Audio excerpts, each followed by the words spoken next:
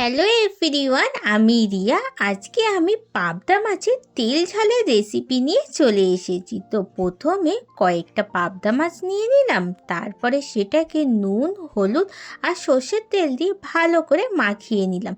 এরপর কড়ার মধ্যে পরিমাণ মতো তেল দিয়ে পাবদা মাছগুলোকে এক এক করে ভেজে নিতে লাগলাম।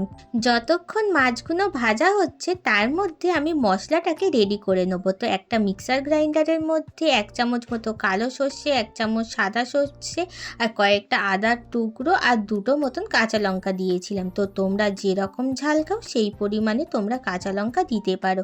তো মাছ ভাজার তেলের মধ্যে দিয়ে দিলাম 1 চামচ মতো কালো জিরে, আর আগে থেকে টমেটো পেস্ট করে রেখে দিয়েছিলাম সেটাকে দিয়ে দিলাম। মশলাটাকে একটুখানি কষাতে কষাতে তার মধ্যে দিয়ে দিলাম হলুদ গুঁড়ো, লঙ্কা গুঁড়ো, নুন আর দিয়ে দিলাম 1 চামচ মতো একটু চিনি।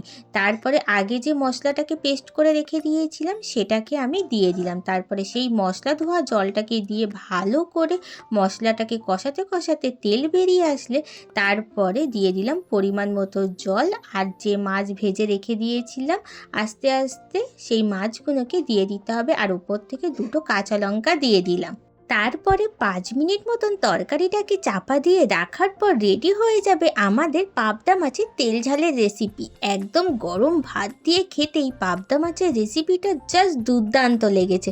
তোমরাও বাড়িতে একবার বানিয়ে ট্রাই করে দেখতে পারো। টাটা।